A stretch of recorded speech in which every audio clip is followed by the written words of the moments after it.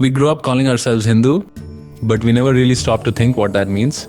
So many beliefs, so many ways of thinking, and still it all holds together. So who are we? Who is a Hindu? Everybody has very different ideas of what it is to be a Hindu. The term Hindu itself is not how. Why cannot Islam or Christianity be considered another darshana? Very honestly, we can. How did our gods evolve? What is the purpose of these gods? How is it that the sun is rising when it rises? How is it that the rains come in a certain way? What is it that is making all of them do their jobs? The Hindu worldview is inherently plural. It is very comfortable with diversity, and those are our strengths. We are not secular and plural because the constitution says it. We are secular and plural because we are Hindu. If it is so different, can Hinduism be called a religion?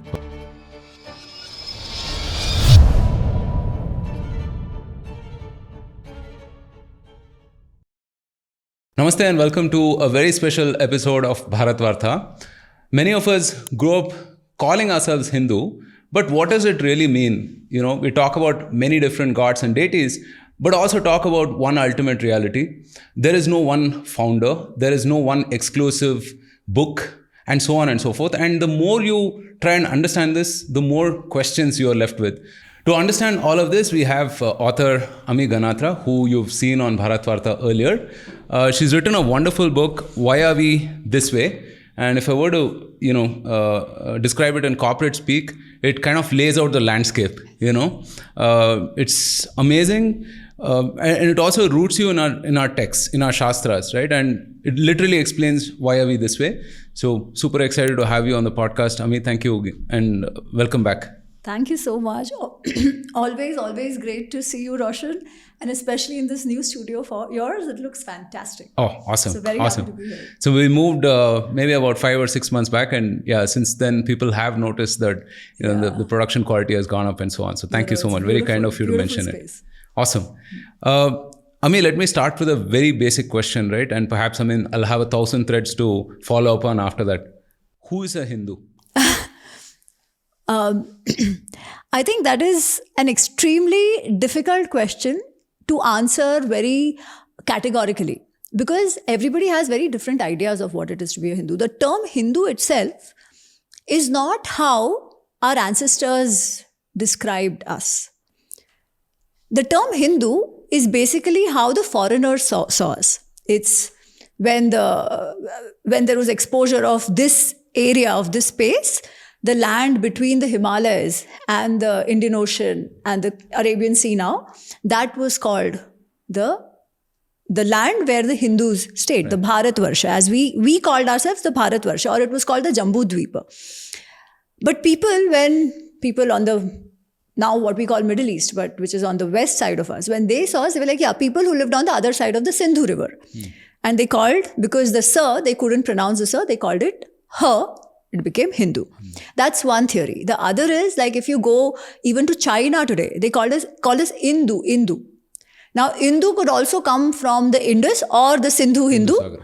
But some people also say that Hindu means the moon.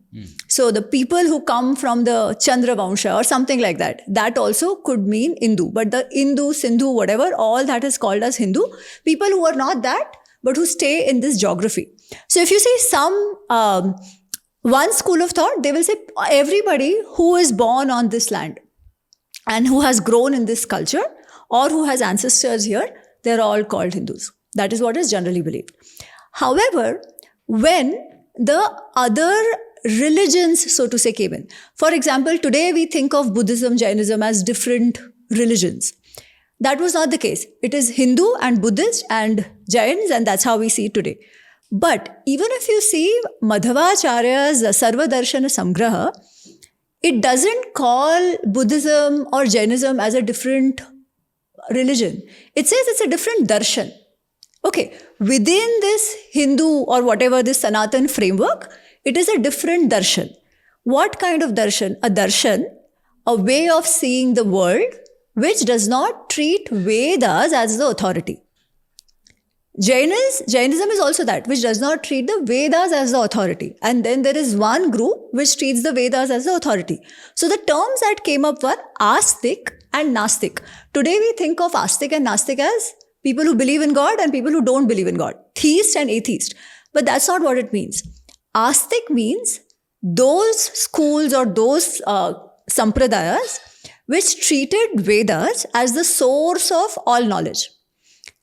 And the Nastiks were schools of thought which said, no, we don't believe that Vedas define truth or define all knowledge.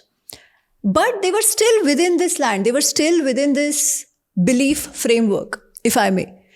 So that's the thing. So in that framework, Hindus and Buddhists, as the Indian Penal Code also has it, they all are considered, civil code rather, they all are considered in the Hindu framework.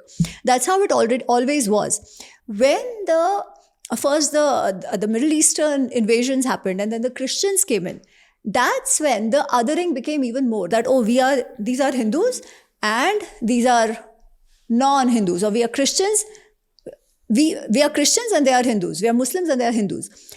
And that's when a lot of this discussion started happening, is what does it mean to be a Hindu? I mean, I'm sure it was always happening, but what did it mean to be a Hindu? And from that perspective, if we see, then there are some very strong philosophical worldview differences between what we call the Sanatan and the Abrahamic worldview. In the Hindu worldview, there is no concept of only one God. God as in a personal deity. We have a lot of gods, so to say. The Upanishads, which come from the Vedic times, they'll say, but all said and done, the supreme reality, they don't even call it God. They say the supreme reality, the Brahma Tattva is the same. That Brahma Tattva has no form, has no shape, nothing. But it is there, from which everything came, into which everything will go. All the deities or all the ishtas that you see are some form of that. And hence, within this cultural milieu, we had so many different gods. People believed in different gods and they lived very happily. The one thing which sort of binds this entire, or sort of binds all the sampradayas, all the darshanas, all the worldviews within this Sanatan framework is the Karma Siddhanta. So even while Buddhists and Jains, right, they may not believe in the authority of the Vedas, but they still believe in the Karma Siddhanta. The Karma Siddhanta is what? That what you see in your life or what you get dealt with in your life is your responsibility. It depends on the karma that you did. One. Second, which also is common across all, is Punarjanma. Punarjanma is reincarnation, rebirth. So we don't believe in one life. We don't say, okay, you take birth, you follow a certain God, and then if you follow that God, you get heaven all the time, you get liberated. We don't say that. We say that it is a sansar chakra. People take birth, people die, people take birth, people die. And to get that ultimate moksha, mukti is when you are free of the rebirth cycle itself. So all these darshanas also believe in the rebirth. And rebirth and Karma Siddhanta have to go together because you don't always get the phala, the outcome of your karma in the same life. So as long as there is a karma deficit, you will keep taking birth till all your karmas are burnt off, right? That is the Karma Siddhanta, which all the worldviews except the Charvak. So Charvak is what? Nirishwarvadi and Nastik. They don't believe in God, they don't believe in the Vedas, and they even don't believe in rebirth. But apart from that, all others, they believe in rebirth, they believe in the Karma Siddhanta. So to me, these two are fundamental to be called a Hindu, to have belief in this, unless and until, of course, one says, I'm a Charvak, which is also fine. We've also had a school of thought which is very fatalistic, Ajivikas. They'll say that, everything is predetermined and we have no agency. There are schools like that too. But by and large, what you would call a believing Hindu, be it even an Astik or a Nastik Darshana, would be Karma Siddhanta and the Punarjanma. Now, some might say, no, Hindus are those who have to believe in the authority of the Vedas. Fair enough. You could say that, especially today when Jainism, Buddhism are being considered separate and they also think they are, so to say, separate. Then if one says, okay, authority of the Vedas, you have to believe. Fair enough. It it made a lot of sense to say that defines Hinduism when there were shastras and everything, debates happening. Today, that's not the case. We just take whatever. Most of us don't even know what the Vedas have, by the way, right? But some people will say, okay, who believe in the Vedas? Some people will say, oh, no beef. No beef, and then you agree that, oh, that is a Hindu. But then there is a question mark there too, because there are lots of tribes, there are lots of other communities which believe in the fundamentals of karma, which believe in the fundamentals of rebirth, but they have also consumed some kind of beef at some point. So can that be a eliminating factor? I don't know. But as things are today, cow is very pious. So that could be one of the factors. But the way I see it in the larger context, apart from Karma Siddhanta and Punarjanma, one of the most critical aspects of Sanatan is that it has never become stagnant. It is not something which says, this is one book, you have to follow exactly this and nothing else. If you follow this, you are a Hindu. If you don't follow this, you are not a Hindu. If you follow this, you get mukti. You don't follow this, you don't get mukti. In terms of rules and regulations, it's never been that. We've actually had a very clear classification about rituals, about worldviews, and about the codes of conduct. And the codes of conduct which come in the Smritis, everybody has always agreed that the rules which we work with each other will change with time. And that has allowed us to remain relevant even today when many other civilizations have been relegated to museums. Right. This quality of adapting to needs of the society, to requirements of the people, as response to things happening in the society, right? That is why, coming from the Vedic worldview, where we had gods as Indra, Varun, Surya, Agni, we came to the Puranic period where we have more personalized gods like Shiva, Shakti, and all of that. So adaptation can only happen when there is another fundamental aspect, which is seeking. So we are not community based in the sense that you believe in this, all of those who believe in this will get Swarga. All of those who believe in this Bhagwan, their sins will be clean. We don't believe in that. In that sense, we are individualistic. The eventual path of moksha, the eventual path of spirituality is an individual path which everybody has to walk on, and it is their own path. In that sense, is also individualistic. So I know I've not answered the question, but I think I've given an idea about how to think about defining Hindu. Beautifully explained, Ami. So I have a few different questions, right? So as you were explaining, I was thinking of a common minimum program for Hinduism, right? So what would it be? And what I understand is Karma Siddhanta, reincarnation, and let's say the basis of truth as questioning, right? Not an edict or history centrism, as Rajendra Malhotraji mentions. Yes. Right? So it's not stuck in time, but it's forever evolving. There are some truths that are eternal, but there are also a lot of things which are cultural, social, that can evolve with the times. So if it is so different, can Hinduism be called a religion then in that case? Not religion in terms of we see religion today, right? Defined by a book, defined by one God. It is definitely not that. Religion would be a subset. That's why, what do we say? So the Supreme Court said Hinduism is a way of life. It's not a religion, which is true. What we call it is dharma. I will add another word to it, which is rita. So rita and dharma. If we had to define Hinduism, it is a way of life which tries to live in accordance with rita. Now, I should put a caveat here. I'm not saying today we live like that. I'm talking about the high philosophy of the purpose. Aspiration. Yeah, of course, it's aspirational. And how the rishis, our ancestors, saw the world. So we have a concept of rita. What is rita? Rita is, very simply put, the cosmic order. The world exists because a lot of things have fallen into place. The sun is at a certain temperature. The distance of the earth from the sun is at a certain temperature. The revolution happens at a certain speed. The rotation happens at a certain speed. The moon is at a certain speed. If things didn't work that way, life would not be possible, right? If there was no water here, many other places might be fit for living, but there is no water there, right? Hence, you cannot live. The kind of the proportion of oxygen you should have wouldn't be there. So, a lot of things have come together to make life possible, to make this Brahmanda as we see it possible. What is that?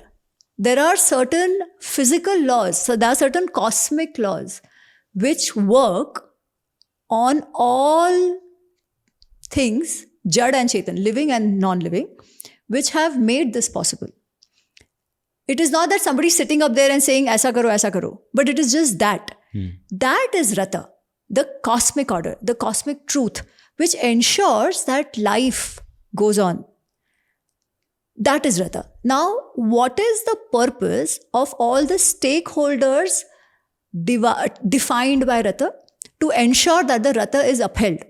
In the sense, we live in a way that the cosmic order is not disturbed.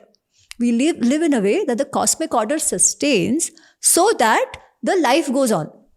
Every single being in that has a role to play. See how the nature is designed. The soil, when you put a seed and you put water, the tree comes up, right? Tree or whatever, a herb, a shrub comes up. It has certain fruits or flowers or whatever. Then you have honeybees. They will they'll ensure pollination happens. Pollination happens, so and we get, like other living organisms, they get leaves to eat. Animals get leaves to eat. We get fruits to eat, food to eat, whatever, right? Then those bees will get their food, but they will also help the pollination happen. And this is how the chakra goes on. Again, the water will evaporate, the rains will come, and this cycle will go on. And every single being has a role to play. The bee has a role to play. The earthworm has a role to play. It takes nourishment, but it also ensures that the soil is properly fertilized, right? The goat has a role to play. The goat eats the tree or the shrub or whatever and gets eaten by other animals higher up there. And so this food chain, as you see, goes on. Now, if there is an interruption in that, what will happen? So the animals and the other beings are naturally playing their role without actively thinking about it. The only being which has that agency to think about what to do and not to do is us, right? But we are a part of this nature. We are a part of this prakriti, of this cycle. How should then we live our lives? The principle that helps us understand how to live our lives so that this Rata, the Sansar Chakra, goes on, that we continue to live our life upholding Rata. That is the other core of what we now call Sanatan. Right. Living in sync with the cosmic order. Now, that in practice is what we call dharma. I think we've discussed dharma in one of these Mahabharata, Ramayana sessions. But dharma in principle is also that. We call the root of dharma is dhru. So dharayati iti dharma, that which upholds and sustains. When you live that which upholds and sustains. Sustains what? The system that we are a part of, this cosmic system that we are part of. But Rita is at the cosmic level. Dharma is also at an individual level because this body is also a system. We need to take care of this system as well, right? How do we take care of the systems? By ensuring we eat well, by ensuring we work out, things like that, by ensuring that we have good relationships around us. How will those relationships be good if we play our part, our duty towards them, and they play their duties, whatever they need to play, right? It's not exploitation. Exploitation will disturb the Rata if we don't give back to what we have taken. So that worldview of, or rather that principle of sustainability and sustenance, that principle of living in sync with the cosmic order, that high principle is what Hindu dharma largely is all about. So yes, in that sense, it's not religion. However, when you live in a community, in a society, you need to hold on to some belief system because you know that life is not in your control, right? And if you believe in this one God or whatever gods, you need to have certain code of conduct in the society. Religion is that part of it. But it is not what Hindu dharma has an aspect of religion, but it is not religion as a whole. So yes, I agree with you. A long answer to your question. Right. Why cannot Islam or Christianity be considered another darshana? Right. I know you mentioned that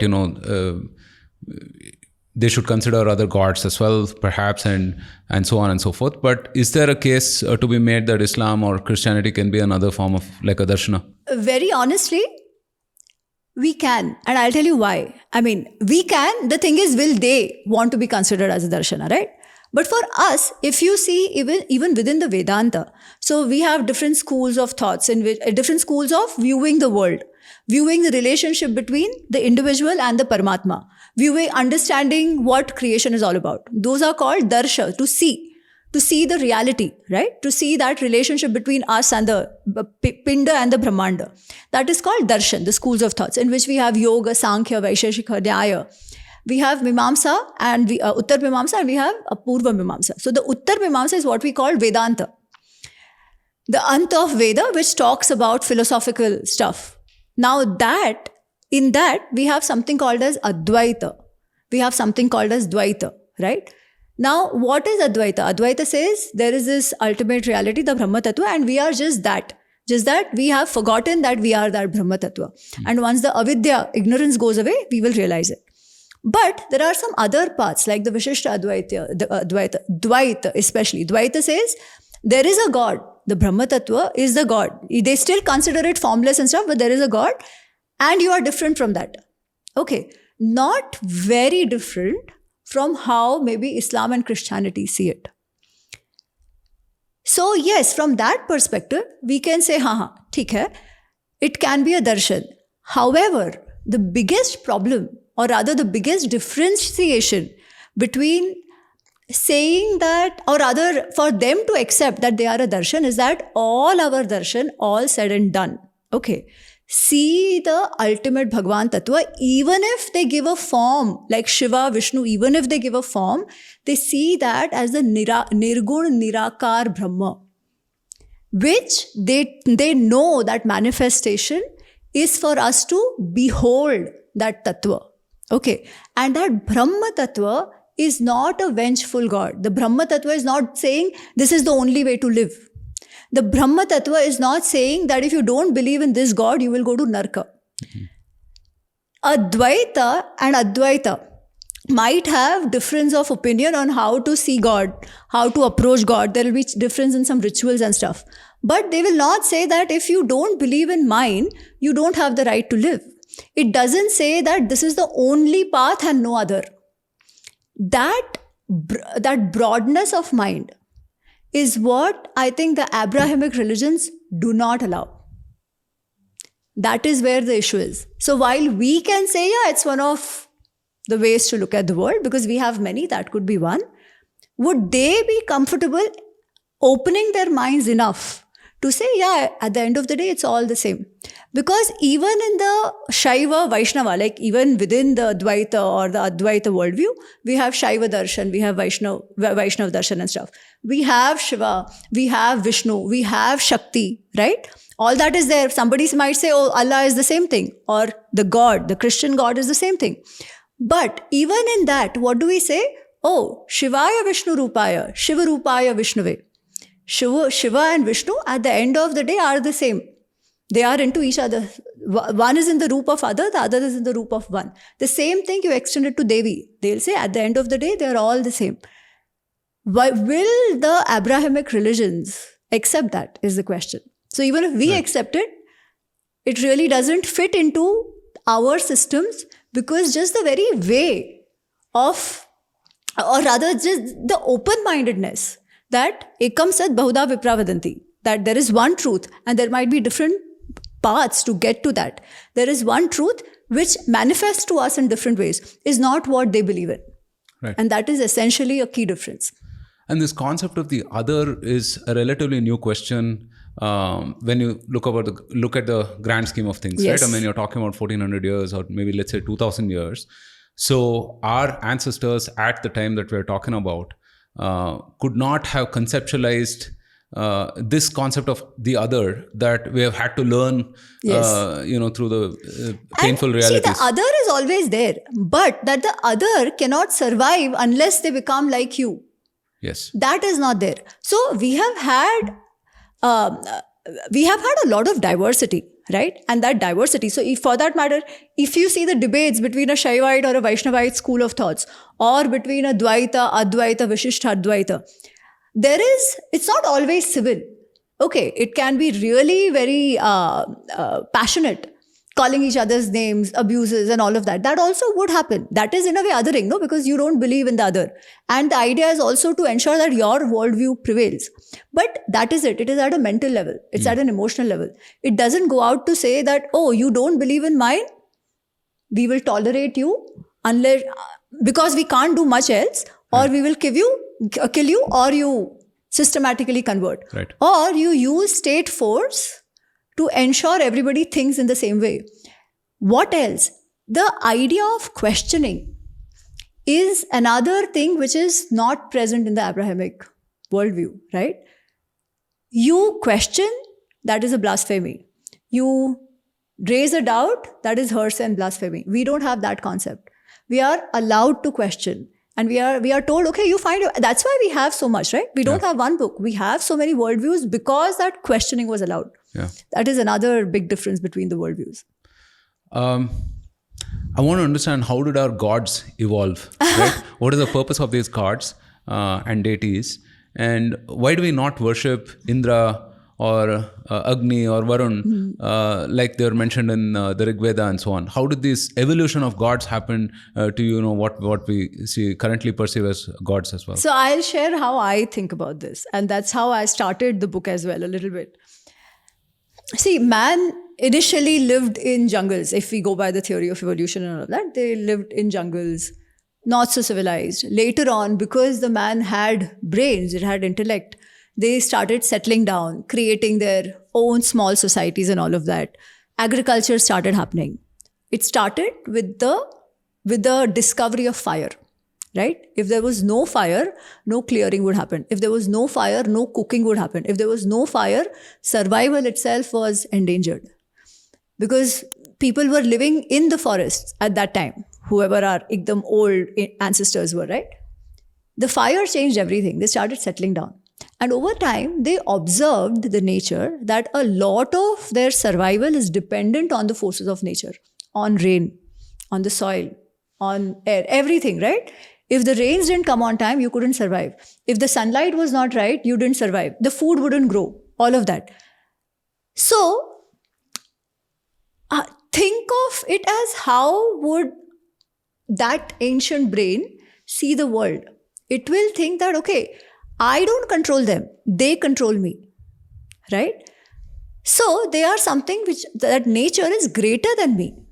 And if I live in a way to show my gratitude, if I can appease those forces, then the reciprocity will happen. They observed nature, the reciprocity is happening everywhere. As we just discussed, the Rata, right? They observed this Rata and they figured that we are a part of the system. So again, the difference in the worldview, we were talking about Abrahamic versus us, is that nowhere do we say that human being is over everybody else. We don't say that the world is meant to be enjoyed by the humans. It is not that. We say the world is what it is, human beings are a part of it and not above it, and not everybody is meant to serve you. That is another big difference, because that's what they observed. And most pagan religions are this, what they call pagan religions, right? So they saw that, okay, we survive because of this. Those forces which they observed in nature became anthropomorphized. Somebody they looked up to, because the human mind cannot process abstract. We need a form. We need to give it certain form. And we will see the gods in our form. So then we had Indra, we had Surya, we had Vayu. We saw that there is some power which is ensuring the Rata goes on. What was that? They called it Varun. Today we think of Varun Dev as the ocean's guy. But the initial conception of Varun is that he ensures, like Yamraj, is everything happening on time? Is the Rata being taken care of? All of that. Like all the Devatas are following the rules and stuff. That's how it started. Now, whenever you have that equation, there is a need to ritualize it. That ritual became the yagna, where we said, okay, we are making an offering because we take so much from you and we want more from you. We also need to nourish you. We need to appease you. How do we appease you? By making offering to you. But how will that offering reach you? What is that element which we can actually invoke when we desire? That was only Agni. You couldn't decide when the rains will come. You couldn't decide when the sun will rise. That happened on its own. The only pratyaksha devata, so to say, was Agni. So Agni became the medium. Agni came to be considered as the priest, right? That ritual happened. Now, over time, when a civilization is prosperous, the same Maslow's hierarchy, in our worldview, we think of it as the panchakoshas, that if you have your survival instincts met, then what will happen? You will think about the next level. You'll think about satisfying your emotions. You'll think about satisfying your intellect, the manomay and the vijnanamay. So then they started observing, okay, what is this? How is it that the sun is rising when it rises? How is it that the rains come in a certain way?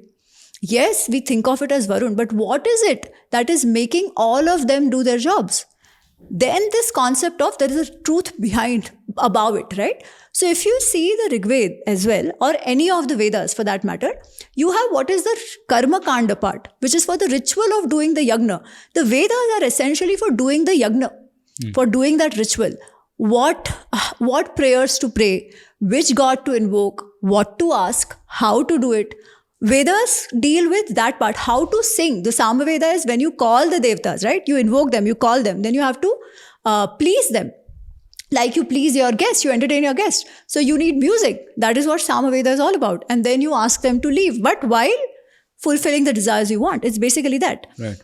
So that ritual, so that's what Vedas were all about. But within that, then you have something called as Jnanakanda. So Vedas have 4 parts, Samhita, Brahman, which are all about rituals. Then you have Aranyak and Upanishad. There already you start seeing, in fact, in the Rig Veda, you already start seeing these questions. Oh, how did this creation come about? How is it the sun floating in the sky? Right? It also has concerns about real life. It has suktas on gambling. That aksha, that for the dice, right? Like, he's like, this dice has so much power. It allures me to keep throwing it and playing it. I get a kick out of it. But I also know it's destroying me. So, hey, people be very wary of it. Anyways, so that is one. So it has many of other such suktas as well. But it starts thinking about all these, what we today call philosophical ideas already. Now, when those ideas come, right? The next is, how do you then think of that God? And while philosophers and rishis and intellectuals will think about those kinds of details, for the normal public, that is too much. For them, they want to live their life, right? The societies have grown now. They want to live their life. Not everybody can do the yagna the way, because some of the yagna became really, really elaborate. Not everybody can do it. But you still need that belief that, okay, there is someone you can reach out to in times of need. There is somebody who's taking care of all this. From that comes the idea of personal gods. So you very nicely, now not to say that it was a shift, immediate shift, not to say that it was chronological, but some of these things might be happening in parallel, right? So a lot of those devatas, whose role started making sense, like Vishnu, Shiva. Vishnu, Rudra, they are there in the Vedas as well. Okay. But their role becomes a lot more prominent over time, with the time of the Puranic stories. Because when you have now Devatas, the personal gods, the supreme gods, you also have their stories. You also want to teach values through the metaphors coming from those Devatas. And hence, from Vedas, we move into the Puranic stage.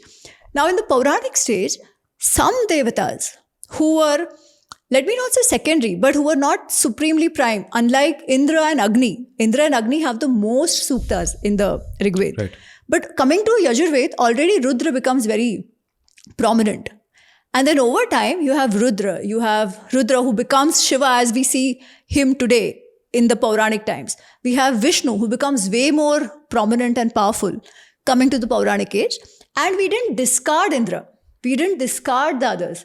We just said they become secondary. Because they have to live according to how Vishnu and Shiva and everybody wants them to. So we've not discarded them. It is just an evolution of how we have seen them. The primacy is lost. Yeah, because the ritual itself is not that prominent anymore for the mass. So that's how I see this evolution happening. And in the Indic worldview, we have had new gods being reinstated or found, and pran pratishtha, they have been sanctified over and over again.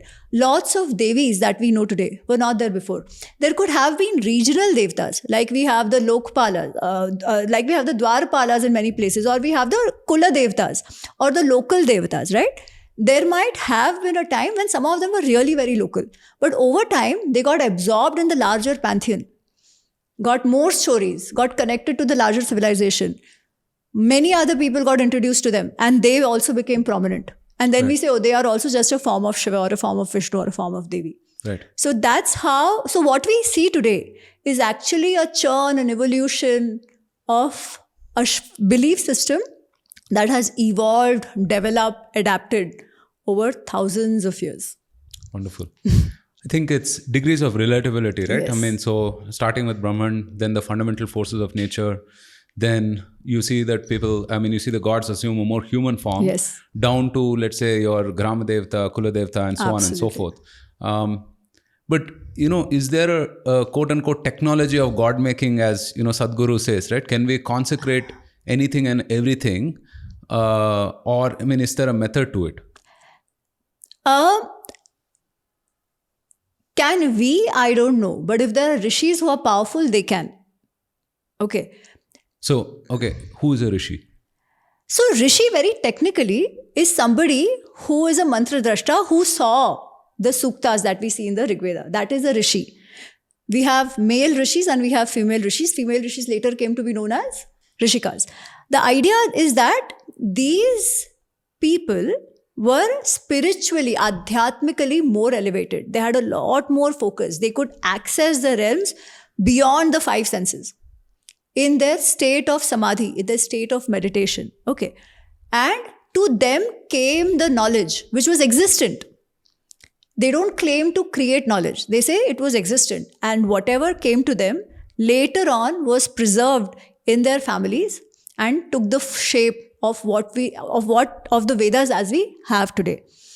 Even in the family, and family does not mean family as in just born children. It means the shishyas and everybody, right? They preserved that, they sharpened it, they had their own revelations, if I may, but basically seeing that knowledge and they preserved it in what we call the Vedas. The consecration of the murtis themselves is itself a later day evolution. Because if you see the Vedic times or if you see the Vedas, there is no concept of murti, so to say, as we see it today, right? Which means that was already an innovation, which was required at that time. Why? Because when the personal devatas came, we said it is a form of Brahman. Now, how do you imagine Brahman? Brahman is nirgun, nirakar. It has no shape, it has no properties, right? How do you even imagine that? A human mind is limited by its own limitations of senses, right? In fact, in Bhagavad Gita, Krishna actually explains this. Krishna says, so Arjun asks, Arjun wants to know that once he's convinced that Krishna is Bhagwan and the Bhagwan will take care and all that, he's like, but some people say one should worship the Nirgun Nirakar, the one without a form, shape, the Brahma Tattva. Some say worship the Sagun Sakar, in the sense the God with a form, the Bhagwan, the Ishwar with a form. This is basically the Murti Rupa or the Dhyana Rupa. A lot of the Puranic Granthas have a Dhyan Shloka with that, right? Which tells you how to imagine the Devata, to focus on. That is like an anchor for us to start focusing on our mind into those aspects of Devata. Because if they say focus on the abstract, where will we look? The mind will go everywhere, right? Right. So Arjun says, which is better? And Krishna says, both are valid paths. However, the Sagun Sakar is easier for the human mind, given the limitations. So he doesn't use the word limitations, but he says we are bound by our senses. Hence, the Sagun Sakar is more accessible to human beings like us. So the consecration itself, the sanctification itself has happened over time. A lot of sanctifications, a lot of deities that we see today are not always coming from there. Forms have changed, shapes have changed, the idea has remained. For example, today we have Ganpati, right? The form of Ganpati as we have today, the elephant with the elephant head and the body and all of that.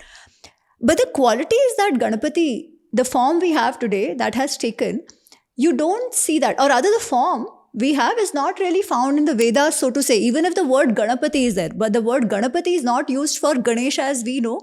Ganapati is the head of the Gana. Okay, now Shiva is called Ganapati, but also there is what we call Brahmanaspati, who's also called Brahaspati, who's called the guru of the Devatas, like Indra, Varun, all of that. The guru of them, who's helping them resolve their issues, remove their obstacles. He's bringing buddhi, yeah, the qualities of that Brahmanaspati is buddhi and all of that. You see, we don't have Brahmanaspati today in that form. But this remover of obstacle, buddhi, all that we see in Ganesha. But the form is, of course, very ancient now. Very, very ancient now. But relatively less ancient than what the Vedic times are, right? So that itself is an innovation. And that goes for a lot of such forms. So why not? Now, who consecrated it? The rishis. So I said, who are the rishis? Technically, it was the people, rishis are the people who saw the truth, who saw the knowledge and became the drashta. Over time, rishis were somebody who were realized souls, who lived their lives without any duality, without any I-ness, in the sense, this is mine. I will do something. If I like somebody, even if that person is wrong, I will favor them. If I don't like somebody, even if they are right, I will hate them. They are free of these dualities. जिसे हम कहते हैं ना कि realized atmas in that sense, who you can trust to tell you the truth and who have the spiritual yogic siddhis, that they have that power to infuse the power into the murtis, the prana pratishtha. Even today, forget the new forms, even the murtis of gods we have accepted. The prana pratishtha happens, right? Who does it? There is a form, there is a process given. But not everybody can do it. Only certain people have access to doing the pran pratishtha. They have to be following certain practices, following certain niyamas and all of that. They can do the pran pratishtha. So if that can happen, then why not a new form? That has always been a part of our tradition, if I may, the innovation and sanctification and consecration. How do you judge whether it's valid or not? Just go and see. Like, I know there is a lot of criticism about the Linga Bhairavi. You just have to be there to know that it's not an ordinary place. It's not an ordinary kshetra where the Linga Bhairavi is consecrated. It's extremely powerful. And till I visited it, I probably couldn't believe that, yeah, it is actually that powerful, right? So I consider Sadhguru as somebody who has that yogic power and the yogic siddhi. So can he consecrate? Definitely. Especially if people are deriving benefit from it. Why not? Right. If we assume that all of this is a process of understanding, right? Understanding the ultimate reality of life, like why are we here, what do we do, etc., and so on. The more you try to understand, the more questions you're left with, right? I mean, even the Nasadiya Sukta itself, Yes. It says, hey, who knows? Who knows who was there before the Yes. gods and whatnot, right? I mean, what is this thing of like, just finding more and more questions as you go down the path? Isn't there some end to it in the sense that, hey, this is a neat Yes. little thing that you can sort of reconcile with? So there are two things. One is Shabda Praman. Shabda Praman is verbal testimony, where you believe, where you have Shraddha in the word of the Rishi, where the Rishis are saying this realization with the Brahma Tattva, or in Sankhya and Yoga, the Purush Tattva, the consciousness Tattva, realizing that you are that consciousness. You are not the body. The body is temporary. But what is permanent is this consciousness, the Purush Tattva, the Atma Tattva, if I may, right? That realization. Now, are we there to realize it that way and actually seek? Maybe not. So there you trust the Rishis who actually have realized and are telling this to us. This is one. The second is, the seeking has to, because many of them want to experience it. The beauty of Sanatan is that it doesn't stop you from actually experiencing it if you are willing to put in that effort. So in Taittiriya Upanishad, there is this story of Rishi Bhrigu and his father Varun. So it said Varun is the father of Bhrigu.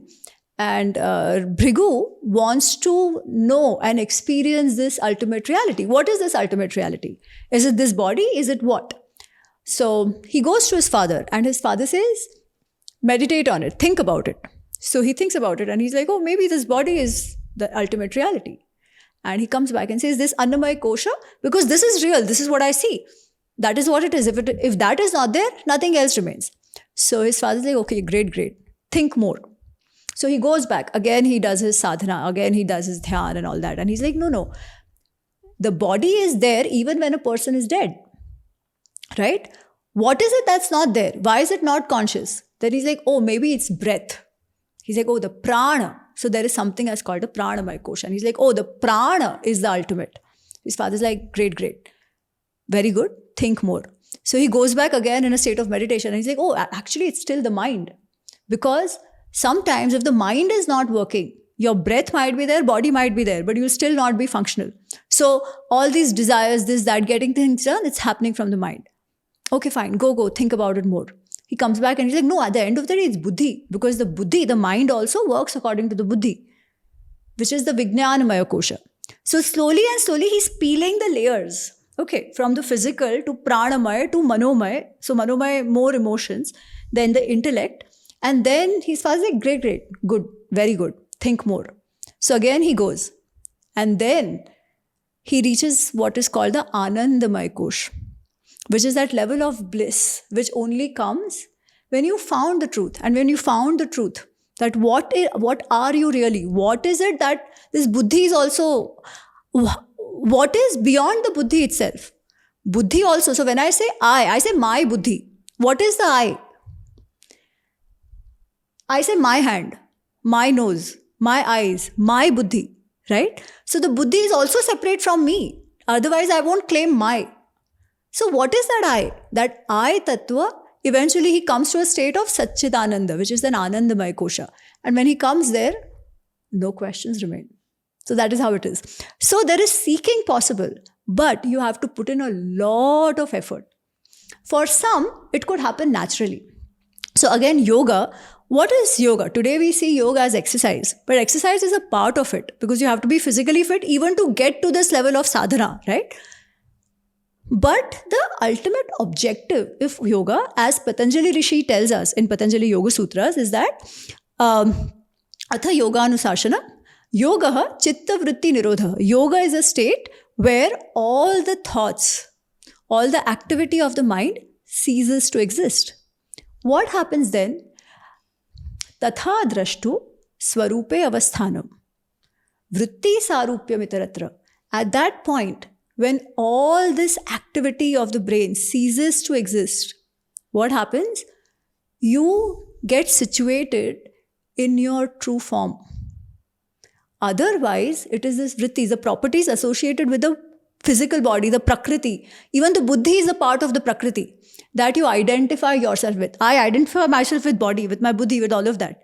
But when that ceases, when that activity of the buddhi and the mind ceases, I see myself as my true self, which is that Purush Tattva. Purush is not male. Purush is the conscious, the energy. Like, if I had to explain, it would be like energy and matter, right? But not even energy. It is that Tattva which is making us conscious, which per Advaita is the same as the Brahma Tattva. So we are all the Brahma Tattva. Then the Vishishta Advaita says, we are not the Brahma Tattva, we are a part of that, ansha of that Brahma Tattva. But basically it is that truth which is beyond the body. And that can be experienced. Now yoga says this. So this is the ultimate objective of even the practice of yoga. It says for some people, it just happens because they are born with it. Again, because we believe in rebirth. So if somebody has been practicing and has been on that path for multiple generations, eventually in the next janma, all the merit that they have accumulated, all the practice, that sanskaras that have been cultivated will give you the siddhi immediately. But for others, it's not so simple. You have to go through that path where yoga gives us the path of Ashtanga Yoga. Yeah, where you prepare your body physically, you prepare your mind, you get into a state of dhyana, meditation, whatever, all of that. And eventually, if you're lucky this janma or other janmas, you get what you get. So, yeah, that's it. So you can experience that truth or just trust what the rishis have told us. Right. You mentioned the term sadhana, right? And most of us will kind of relate to it as some sort of spiritual effort, right? I mean, what we should do in order for us to gain access to the Supreme, right? There is this concept of Apta Pramana and Shastra Pramana, Shastra Pramana, which is that what I witness and what has been told and what is scriptural, right? And at some point you have to reconcile both of these and so on. Now, can you explain for a common person how this applies to their sadhana? So, the book has this shloka. It says, Vedo akhilo dharma moolam, smriti shile cha tadvidam, acharashchaiva sadhunam, atma santushtirevacha. So this basically talks about how do you understand dharma. Okay? The same thing applies for your question also. Your question is still different. Your question is that how do you see this in sadhana, right? What works? Is it the scriptural vakya or is it your own anubhav? Or is it the anubhav of the rishis? How do you determine what is right? That is basically the question. Be it in sadhana or be it understanding dharma, because dharma is all the same. So, our rishis tell us that whatever the Vedas tell us, that is the way to understand dharma, which basically means scriptural vakya are definitely something that can tell you what is dharma. But that is not the only thing, because there could be some confusions around it. Not everybody has access to it. Then what? It says not everybody can access the Vedas, so there are smritis, which also allow you. The smritis in this, because it is dharma, it talks about dharma shastra. But talking about the spiritual path, it could be the yoga shastra. It could be something else, right? So it could be that as well. That could tell you what the ultimate reality is and how to go there. But even that might not be accessible to all. Then what do? You follow the achar of sadhuna, of people who have achieved that, Mahajana. So that is also what Yudhishthir says. When Yudhishthir is asked, what is the right path? Exactly the question you asked, what is the right path? And he says, Smritis have statements which are varying. They don't tell you one thing. The logic might also not give you the right answer. Even the rishis have different opinions. Then what do? He says, Mahajana yena gata sa pantha. Follow the great people. Like, who are the great people? The gurus, right? See the path that they have taken. That is also a way to understand what is correct or what is not correct. And beyond all that, this says Atma Santushti. Whatever keeps you at peace. Whatever, because at the end of the day, as human beings, we inherently, instinctively know what could be the right path. Especially if we have achieved a stage where we have controlled our kama, krodha, lobha, moha, your anger, your lust, all of that. If your mind is in your control, then inherently we have an anchor which will tell us what is right or wrong.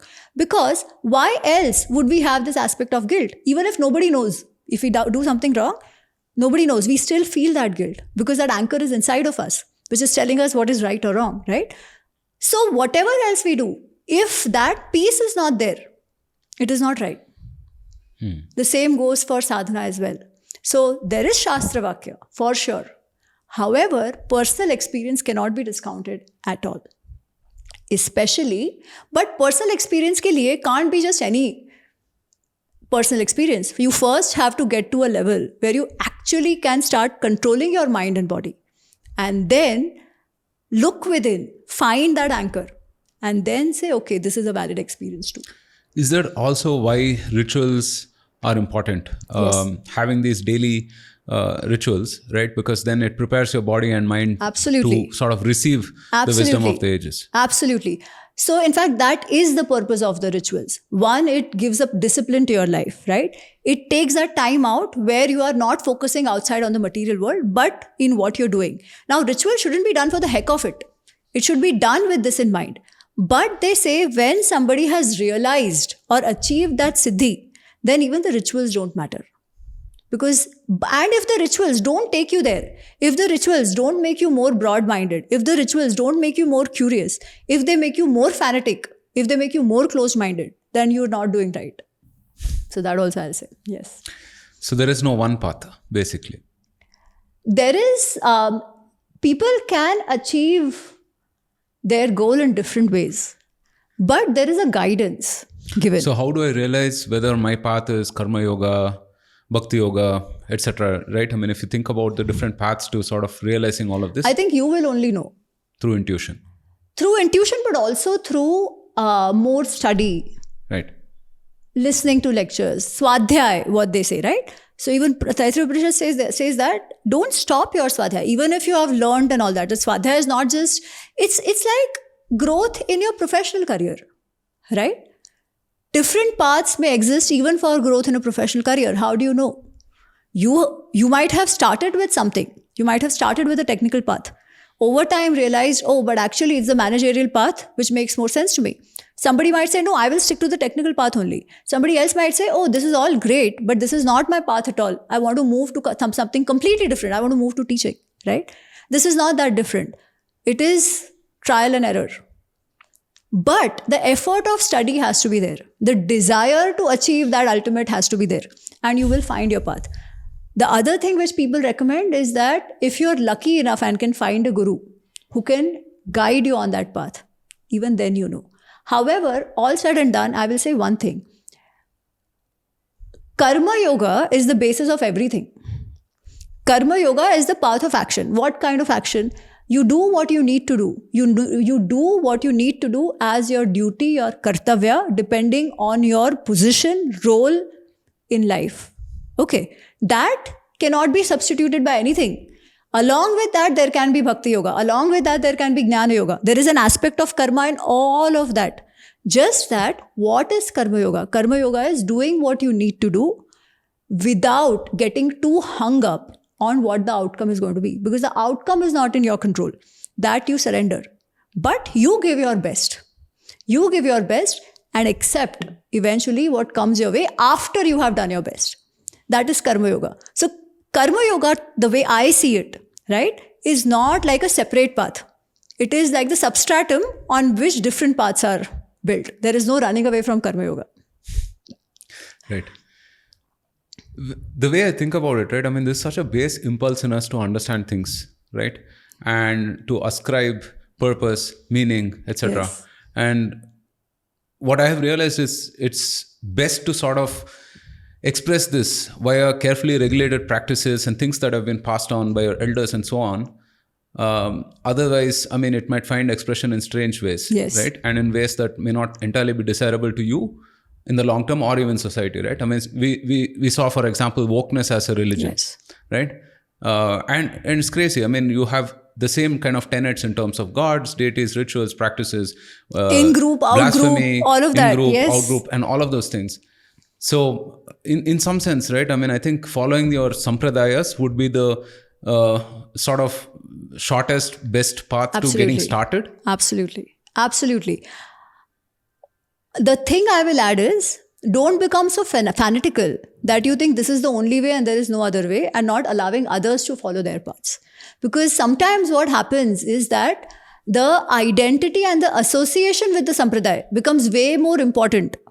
And people start defending their path rather than actually immersing it in it, practicing it and following their goal. Everybody wants to start dictating terms. Everybody wants to start becoming a gatekeeper. Then it is lost. Then the whole idea is lost. Then even that sampradaya, that affiliation with the sampradaya is more power dynamics. It's more like feeling good about yourself and virtue signaling, which happens to most, rather than actually immersing yourself in that, doing what you need to do, instead of policing what others are doing. Right. So, yeah. We covered some of these concepts on rights and privileges in the previous podcast we did, where we discussed more topical things like around feminism and so on, right? But this concept of rights and privileges, is there a certain person who is greater among equals in order to, let's say, understand and read the Vedas or practice certain yagnas and so on, right? I mean, is there that concept? And if so, I mean, how does one realize what their duty is and, pursue that? So, there clearly is. What we need to understand is that what it would have been and what it is today might itself have changed drastically. So, for example, when a society starts developing, right, not everybody can do everything. In general, not everybody can do everything. But you need people to be doing your, the more physical hard work, like growing food, doing services. You need people to protect you, to govern you, to ensure that the society is in order. You need people who are involved in trade, and other activities. Like finance has to be taken care of. The actual physical work has to be taken care of. Statecraft, governance has to be taken care of. And the gods, your belief system, your moral anchor has to be taken care of, right? All these needs to be taken care of. Everybody can't do everything. Hence, there was a specialization, job specialization, if you may, which is what we call the Varna Vyavastha. People were expected to excel in certain fields that they were more naturally inclined to. Over time, because knowledge passed from family to family, from generations to generations, a lot of them became way more birth-based, especially in the last 1500 years or so. So you will see in the Dharma Shastras, they're very clear that it's only certain jatis or certain varnas who can read the Vedas. More than that, it is it's broader in sense of, yes, these three can practice or read. The actual Paurohitya has to be done by one, but others can access it and read it and study it. But there is one which should not. For example, they'll say Shudras and women, they do not have the right over the Vedas. Now, this was not always the case. You have women drishtas in the Vedas, right?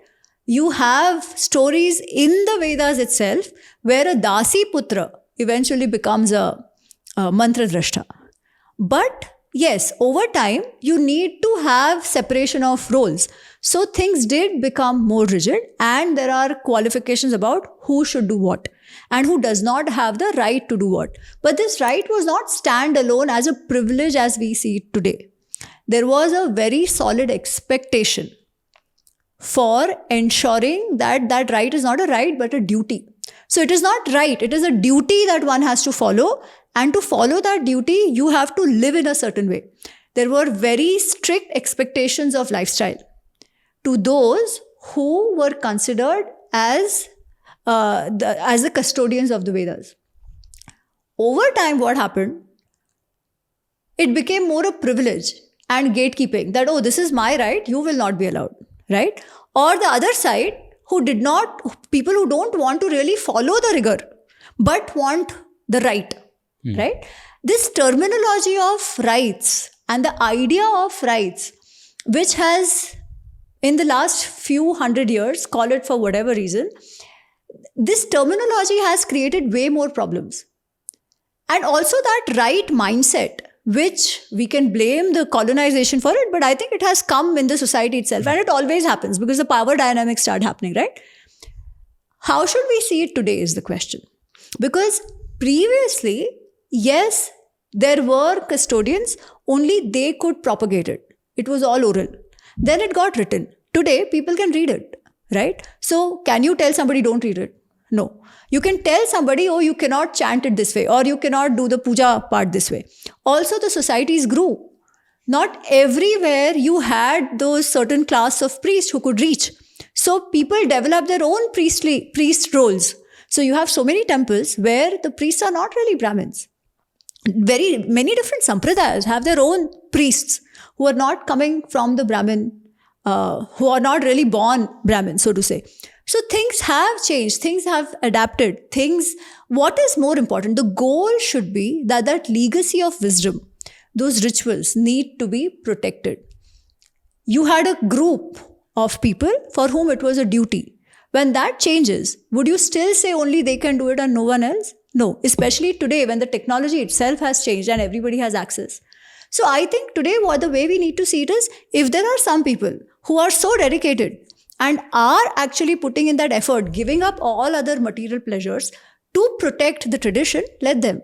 But there are others who are willing to open it up to everybody, who believe that in today's times and age, everybody needs to know this wisdom, because the work itself has changed, right? Unlike before, where every role was extremely physically demanding, that's not the case today. We sit in the offices and do what we do. Lot more mental stress than probably what it was. Lot of us need that grounding in Adhyatma, in that spiritual wisdom, than probably our ancestors needed. For them, maybe the ritual was enough. Not so much the case today, because we are all dealing, irrespective of our roles, with so many different distractions, with so many different anxieties and everything, right?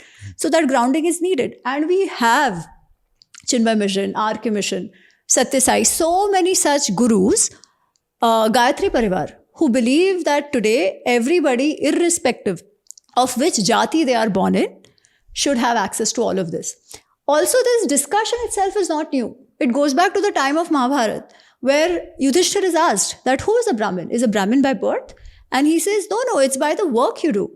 Why? Because he says by the time of the Mahabharata, already so much inter-jati weddings and marriages and couples exist that nobody is really pure blood. So when people talk about pure blood, Yudhishthir would disagree already, right? And that is why he said to call somebody Brahmin, having all the Brahmin qualities or all Kshatriya qualities or all Vaishya qualities right from Janma is a little misplaced. You might still have it, but it's still a little misplaced. And hence we see that even in the past, there were adhikaras and there were demarcations of what people would do. But at the same time, there was fluidity like it is today. So appreciate, respect people who are following the tradition, but let them not gatekeep others. And anyways, there are others who are allowing it for everybody. So learn from whoever you can. So, but in that sense, yes, it is there, but the flexibility is also there. So irrespective, it's a privilege that has to be earned. It is a privilege. It is absolutely a privilege. If you are not doing it as a duty, then you don't get that privilege. It is as simple as that. Not a privilege to gatekeep. It is a privilege to do the duty that you're expected to do. One thing I'm also curious about, and you speak about this in the book as well, is that all of this is orally transmitted. All of this vast treasure trove of knowledge is just transmitted orally from Guru to Shishya. And used to be for a long time. I mean, yes. Now, of course, we have manuscripts, inscriptions, whatever. Was there a particular reason for that? And I understand. It's a layered answer here, right? If you can make it as relatable to the layperson as possible. See, first, this also shows how ancient our civilization is. There was no writing in the sense of writing we have today. So it was oral. It was oral, and the way it was actually written, or rather composed, was in a chanda format, in prosody. It was not prose. Because in prose, it's very easy to corrupt it or add something to it or remove something from it. But not so when it is done in a certain meter, because you need to have that poetic capabilities to add or subtract whatever in that meter. Even the way the practice that of oral tradition was done, there is a whole chapter I have in the book which talks about the techniques in which this oral tradition was preserved. But that was the essential idea, that how do you preserve the fidelity of the wisdom when the writing did not exist, so to say. Then what happens? I think when the writing came, it was all put on manuscripts for sure. Right. But for a certain section who had to chant it, right? It was still very important to chant it in a certain meter, to chant it in a certain way. And hence, the oral tradition still continues in certain places, but the written is also there. So they did put it into manuscripts as soon as writing became way more prevalent. So ऐसा नहीं है कि नहीं है. It has happened eventually. Right. I'll speak about another thing that is often brought up, right? Almost in criticism of Dharma, Hinduism, and so on, which is Manusmriti, right? People say that, hey, there's such archaic and drastic prescriptions for the way you treat women or people of lower jatis, varnas, and so on and so forth. How could Hinduism have this, right? Okay, you don't probably accept it, but when could there ever be a time when these kind of things were prevalent, right? What is the conception of mind that led to these kind of things? I think we are not an exception in that. Even today, we have belief systems who believe that women have only half a brain. And one witness of woman is not enough. You need multiple witnesses. Till 1970s, Switzerland did not have voting rights for women because they did not believe in what we consider today the progressive world, right? They did not believe women had the intellect to decide who to vote for, right? So it's not us. I think some of these social norms, thoughts have been there. Whereas we come from still a society where you might have certain things which don't make sense today. It might have made sense in that environment. But despite that, we've had queens like Ahalyabai Holkar, Rani Lakshmibai, right? Even before that, we are a civilization which has worshipped women across the board. Women in the sense, we have worshipped devis. Also in the Rigveda itself, we have women drishtas who have been revered like anybody else. We talk of Lopamudra, Gargi, all of that. So it's not as if there was an institutional discrimination, so to say. But what happens is, over time, the society has to work in a certain way. So there were very strict, or rather, let's say, very defined roles of men and women. Men had to do certain things, women had to do certain things, right? And they noted what they observed and stuff. But Manusmriti is just one of the texts. Right. It has a lot of good stuff as well, right? It not just bad stuff. I won't even call it bad. Something that is not more, doesn't seem relevant today. But in that time and space where women were doing a certain role in a certain way, it probably made sense. But what we also need to remember is that Manusmriti, it was not that Manusmriti was put in practice like the penal code, or it was put in practice like the constitution. Also, Manusmriti is very interesting in the sense that while it does not promote interjati marriages and stuff, okay, it doesn't. But it has given us the names of all kinds of permutation combinations. All kinds. What happens is X marries Y. What will be the progeny that comes out of it? What will it be called? Now, if this Z marries another A, what will it be called? Why are they giving us that? Because it's actually a reflection of what the society was going through, right? So Manusmriti is one of the views of how some rishi or some people saw the ideal state. What was that ideal state for? What the Dharma Shastra says is so that everybody achieves what is Abhyudaya Nishrayas, prosperity in this life and the life beyond. Uske liye you have to live in a certain way. But is Manusmriti the ultimate? No. You have what is called the Yajnavalkya Smriti. You have something called as the Parashar Smriti. You have something called as the Narad Smriti. And they also differ with each other in different ways. For example, you have Manusmriti, which is not in favor so much of widow remarriage. Coming to Parashar Smriti, it is that's not really the case. It is okay with the concept of widow remarriage. When it comes to certain rights or certain roles for Shudras, Manusmriti is a little stricter. But coming to Parashar Smriti, things change, right? How much punishment should a Brahmin deserve? That also changes with the different Smritis. What does this tell me? This tells me that it was not that it was a text frozen in time and applied like, ye nahi kiya to kuch nahi. That was never the case. All the Rajas had their own type of Smriti or some version of Smriti. If you see the Arthashastra in that sense, Arthashastra is also to help statecraft, right? In Arthashastra, there are so many things which differ from the Manusmriti. And Arthashastra is also of a text of governance and rules and regulations. What punishments should the Raja give? In that, Arthashastra is beautiful because Arthashastra just doesn't tell us this is the rule and this is to be done and this is not to be done, like typically the Smritis do.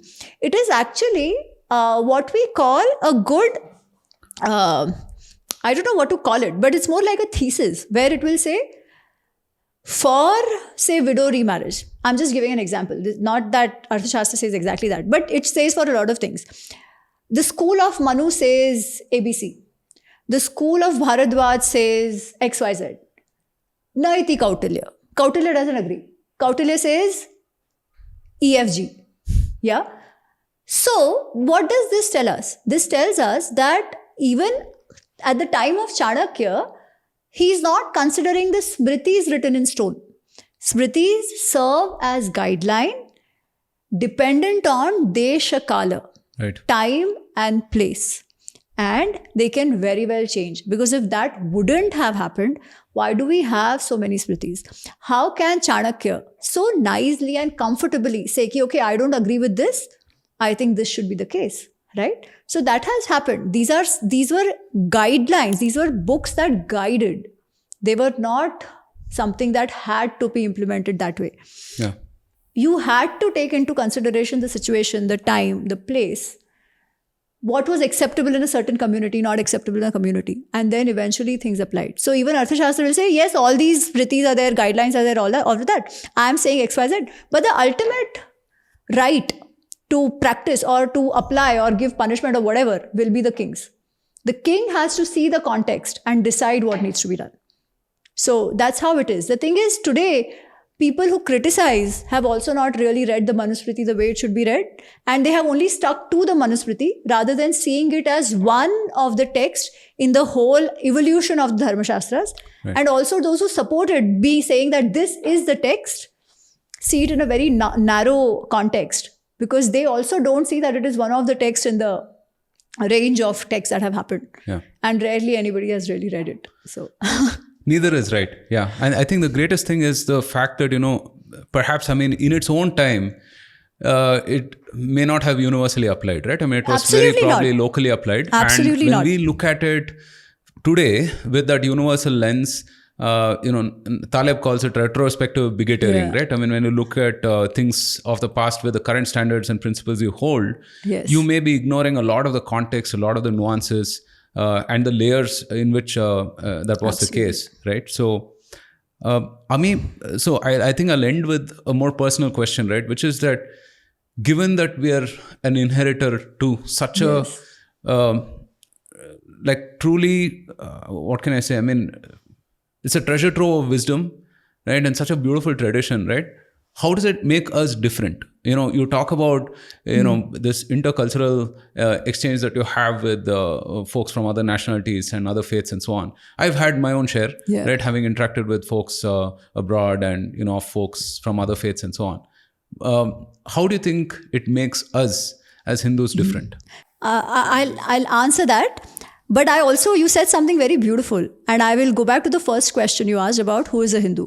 I think a Hindu is the one who is a custodian, who accepts that he's a custodian of this vast knowledge and at least feels responsible to transmit it as well. Coming to the second part, and that's a very important part. I think for me, what really matters is that the Hindu worldview is inherently plural. It is inherently inclusive. It is very comfortable with diversity because diversity is there. Unity is, the unity is inherent in the diversity, right? So we are very comfortable with that diversity. We are very comfortable with questioning. We are very comfortable saying, okay, you are saying something, I don't agree, but that's okay. That doesn't mean I don't respect you, right? That is there, and those are our strengths.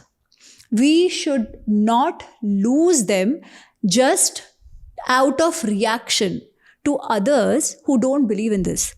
But that also doesn't mean that we become sitting ducks for them to trample on us because we are inclusive, because we allow freedom of thought, right? That also shouldn't be there. So we have to be very clear what we stand for and also what the others are not and what we are not. I think that understanding is going to be extremely important. Swayambodh and Shatrubodh. Swayambodh and Shatrubodh. In terms of dealing with people within ourselves, because I said, I don't say that there are no people that we don't have any bigots amongst us. We very well do, right? I'm not going to say we don't have misogynists amongst us. We do. We have loads of castists. A little trigger and the casteism comes out. All that is also there. But by and large, what is the worldview? That is inclusivity. That is pluralism. And that is why we are secular. People need to understand this, that why we are not secular and plural because the constitution says it. We are secular and plural because we are Hindu. The Hindu worldview is inherently plural and accepting, right? That is our strength, but can also be our weakness. And we have to be mindful of that without losing the strength. So, right. That's a wonderful note to end the podcast on.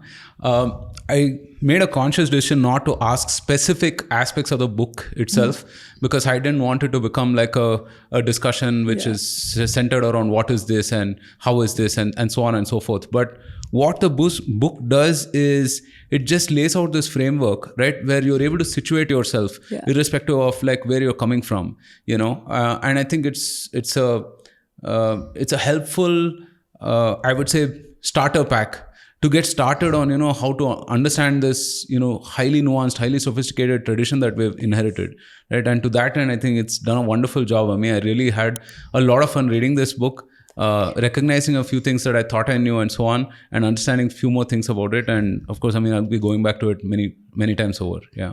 Thank you so much. Thank you so much for this.